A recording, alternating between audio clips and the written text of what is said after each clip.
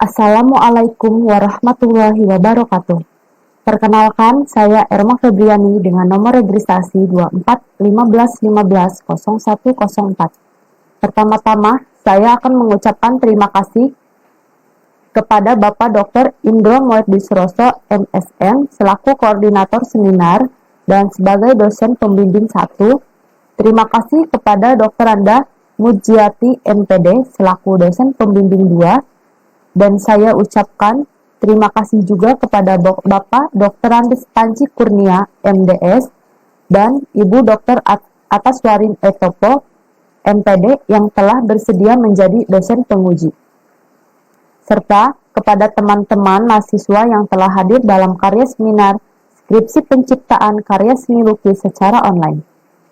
Saya akan mempresentasikan hasil laporan seminar Skripsi Penciptaan Karya Seni Rupa dengan judul Fobia Badut dalam Karya Seni Lukis. Yang pertama adalah latar belakang penciptaan. Berawal dari masalah internal bagi pandangan orang-orang normal terhadap badut, di mana badut seharusnya dianggap sebagai sesuatu yang lucu dengan tampilan menarik sebagai penghibur. Namun, tidak demikian dengan seseorang yang memiliki fobia terhadap badut, di mana pandangannya terhadap badut sangatlah berbeda. Bisa jadi yang dia lihat adalah sosok yang menyeramkan dengan make up tebal, berbaju aneh, dan berjalan dengan gaya yang menakutkan. Oleh karena itu, apa yang dilihat dan dipikirkan oleh pengidap fobia tidaklah sama dengan orang pada umumnya. Berupa mencoba mengungkapkan gagasan tentang apa yang dilihat oleh pengidap fobia terhadap badut dalam karya seni lukis. Pengalaman-pengalaman khusus berupa alami secara personal. Perasaan takut yang teramat sangat terhadap sosok badut lalu diolah ke dalam karya seni lukis. Perkembangan ide penciptaan. Yang pertama adalah pengalaman internal yang memiliki gangguan fobia terhadap sosok badut berupa alami secara personal sejak dari masa anak-anak sampai saat ini. Pemilihan tema fobia badut yang diangkat pada penciptaan karya seni lukis berawal dari pengalaman internal untuk mengolah rasa takut berupa terhadap sosok badut yang nantinya akan diwujudkan pada karya seni lukis sebagai media ekspresi diri. Yang ketiga, berdasarkan minat dan kemampuan yang dimiliki. Seni lukis menjadi pilihan dalam pembuatan karya sehingga akhirnya didapatkan judul Fobia Badut dalam Karya Seni Lukis. Fokus penciptaan. Yang pertama adalah aspek konseptual. Karya seminar penciptaan karya seni rupa yaitu pengalaman realitas internal mengenai perasaan dan perilaku pengidap fobia badut. Yang kedua adalah aspek konseptual, diantaranya adalah subject matter, struktur visual, komposisi, dan gaya pribadi. Yang ketiga, aspek operasional merupakan media yang digunakan nanti berupa kanvas dan cat akrilik. Selanjutnya adalah tujuan penciptaan karya seni lukis ini adalah melalui ekspresi masalah internal dapat menjadikan karya seni memiliki kekuatan. Karya seni lukis diciptakan dengan karakter yang menitik beratkan pada pengembangan daya imajinasi, kreativitas, dan wawasan estetik, guna memberi makna keadaan dalam era perubahan lingkungan didominasi oleh pengalaman hidup. Manfaat penciptaan. Manfaat yang dapat diketahui setelah membaca skripsi penciptaan karya seni rupa ini adalah memberikan sudut pandang emosional tentang seorang pengidap fobia ke dalam bentuk karya seni lukis yang diharapkan dapat memberikan manfaat berupa pengetahuan dan gambaran mengenai penulisan skripsi penciptaan dengan metode ilmiah. Selain itu juga dapat diharapkan menjadi acuan ataupun bandingan atas penelitian-penelitian serupa lainnya. Tinjauan pustaka. Tinjauan pustaka berupa ambil dari buku Rizky Branata dengan judul Fobia sebagai Inspirasi Penciptaan Lukisan Surrealistik. dari Program Studi Pendidikan Seni Rupa Universitas Negeri Solo yang ditulis pada tahun 2017. Lalu selanjutnya dari Atia Syifaul Qalbi dengan judul Anxiety Disorder pada Remaja sebagai Ide Penciptaan Karya Seni Lukis Post Surrealis dari Program Pendidikan Seni Rupa Universitas Pendidikan Indonesia yang ditulis pada tahun 2019. Yang ketiga, Anon Ertana dengan judul Fobia sebagai Perilaku Menyimpang pada Kehidupan Sosial dalam Seni Lukis Surrealisme dari Program Studi Pendidikan Seni Rupa Universitas 11 Maret yang ditulis pada tahun 2012. Referensi praktik dalam penciptaan karya seminar ini berupa menggunakan referensi praktik dari seniman dalam negeri maupun luar negeri. Yang pertama ada seniman Todd Shore dari Spanyol, yang kedua Stephen Gibb dari Amerika, dan yang ketiga seniman Handoko dari Kebumen, Jawa Tengah. Selanjutnya kajian teori. Dalam penyusunan penulisan ini berupa menggunakan teori, fobia, badut, seni lukis, dan surrealisme. Selanjutnya ini merupakan bagan profil kerangka berpikir. Selanjutnya adalah profil magang. Berupa melaksanakan magang bertepat di studio pribadi seniman Haji Sri Moel Janingsi Sunarko. Beliau merupakan seniman otodidak multitalenta kelahiran Banjarmasin, Kalimantan Selatan pada 29 Maret 1941. Ia menetap di Bandung dan menekuni dunia lukis sejak 1998. Beliau gemar memberikan edukasi seninya pada orang-orang di sekitarnya dengan mengajarkan setiap keterampilannya yang dimiliki secara cuma-cuma. Ini merupakan karya dari seniman Haji Sri Moel Janingsi Sunarko. Berikutnya adalah lokasi dan waktu magang. Lokasi bertepat di Rumah Seni Moel Sunarko, Jalan Rafflesia nomor 12, Ciwaruga, Parompong, Kabupaten Bandung Barat, Jawa Barat. Berupa melaksanakan magang sejak dari 15 April 2019 sampai dengan 15 Mei 2019, dimulai dari hari Senin, Rabu, Kamis pada pukul 8 sampai dengan pukul 14.00. Implikasi magang. Pengalaman yang diperoleh meliputi wawasan dan pengetahuan baru dan teknik baru dalam seni lukis untuk diterapkan pada pengembangan karya seminar skripsi penciptaan atau tugas akhir. Selanjutnya adalah konsep penciptaan. Yang pertama adalah aspek konseptual. Konsep penciptaan lukisan yang ditampilkan lebih banyak dilandasi dari peristiwa yang pernah dialami oleh perupa. Rasa takut yang perupa alami diwujudkan dalam lukisan dengan tema fobia badut. Di sini ada pengolahan bentuk, baik objek maupun subjek fobia. Objek dalam lukisan adalah potret diri penulis sendiri yang diwujudkan dengan berbagai ekspresi dan penyelewengan bentuk sebagai perwujudan rasa takut dari pengidap fobia. Berupa menggunakan aliran surrealisme, gagasan-gagasan tentang imajinasi dan pandangan perupa terhadap fobia badut dikelola menjadi karya seni lukis di mana subjek fobia dikembangkan dan digambarkan dengan gaya surrealisme. Yang kedua adalah aspek visual. Pada bagian aspek visual, berupa cenderung menghasilkan visualisasi objek dengan menonjolkan figur, ekspresi, gestur, dan eksplorasi bagian pendukung seperti background dan objek-objek lainnya. Konsep penciptaan. Konsep penciptaan proses berkarya dimulai dari tahap persiapan, tahap pelaksanaan, dan tahap akhir. Ini merupakan hasil dari karya eksplorasi 1, 2, dan 3.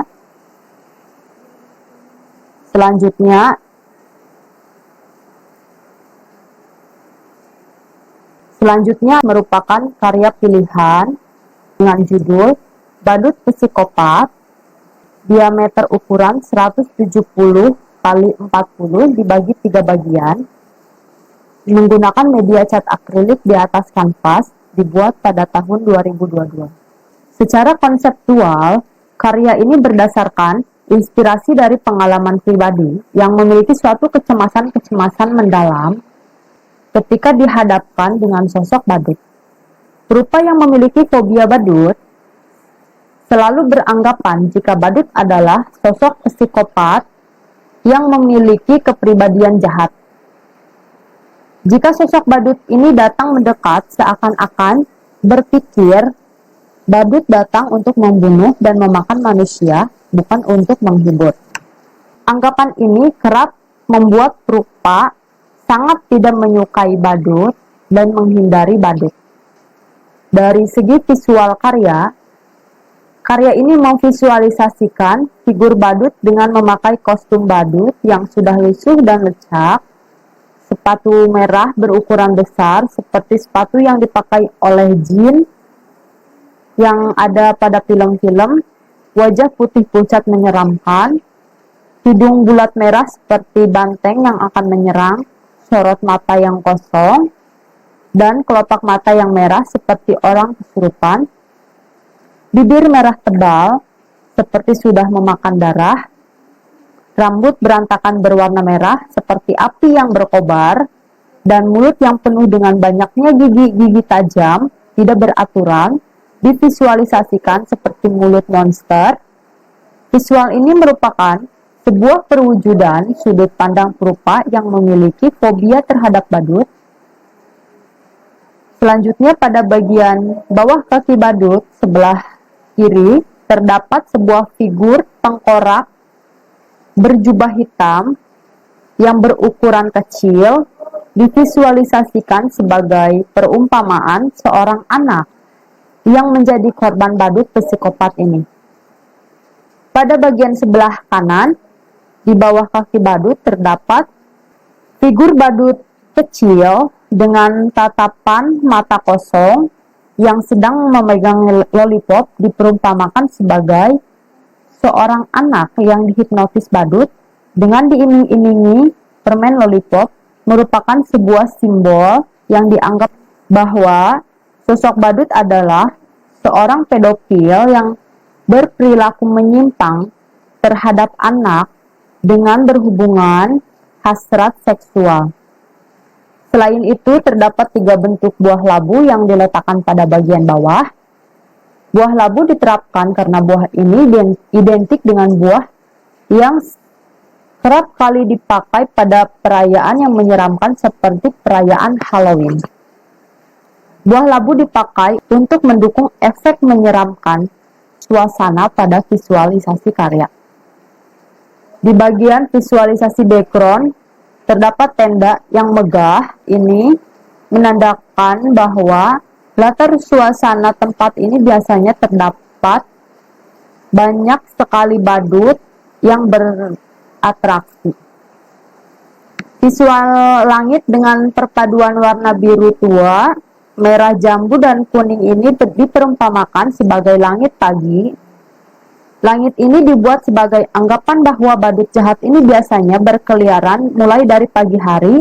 Selain itu, warna langit ini digunakan sebagai pendukung latar suasana agar terlihat tampak terkesan lebih menyeramkan. Pada bagian alas juga diterapkan warna coklat tua agar terlihat natural dengan visualisasi keseluruhan. Karya ini dibuat pada media kanvas berukuran 170 kali 40 cm yang dibagi menjadi 4 bagian vertikal, bertujuan untuk memudahkan Rupa pada penggarapan karya. Karya ini dibuat berdasarkan ketentuan unsur-unsur prinsip seni, dilihat dari segi visualisasinya. Ketiga figur ini mengalami deformasi atau perubahan bentuk dari bentuk aslinya.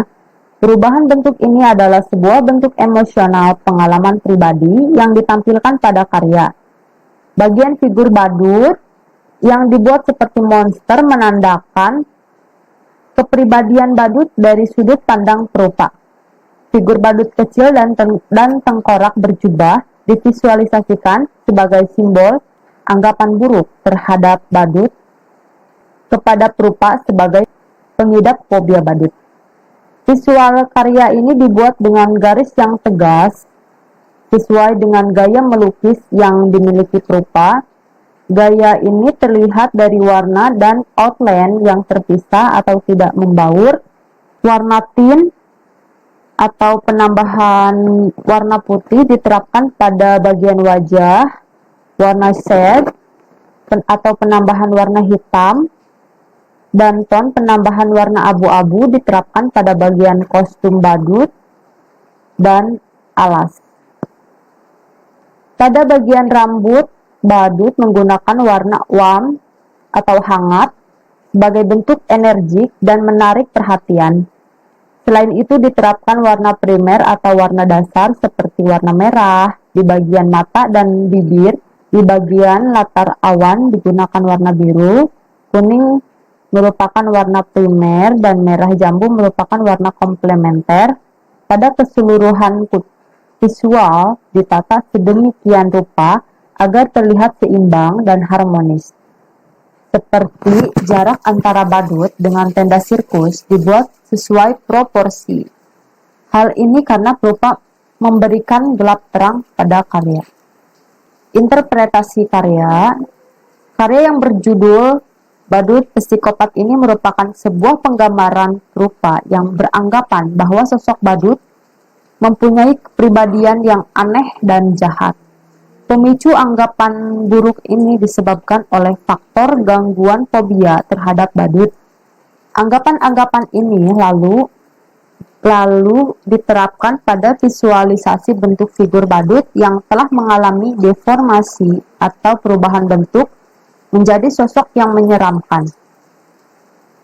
Hal ini merupakan simbol luapan ekspresi perupa terhadap sosok badut.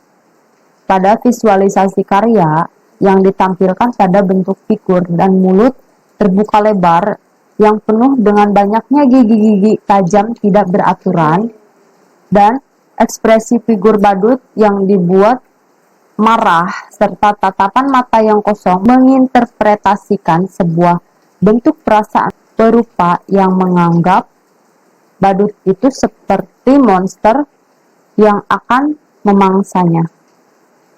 Visual badut yang sedang duduk jongkok dengan figur tengkorak berjubah dan badut kecil bertopi merah menginterpretasikan anak-anak yang menjadi sebuah korban kejahatan badut menurut pandangan perupa. Latar visual tempat sirkus juga dipakai untuk mendukung suasana visual karena badut biasanya banyak berkeliaran di tempat ini. Selanjutnya adalah kesimpulan. Ketertarikan perupa mengangkat topik fobia dalam penciptaan karya seni ini dipicu dari pengalaman pribadi yang mengidap gangguan fobia terhadap badut. Gangguan fobia yang merupakan perasaan takut berlebihan yang dirasakan seseorang terhadap situasi atau objek tertentu.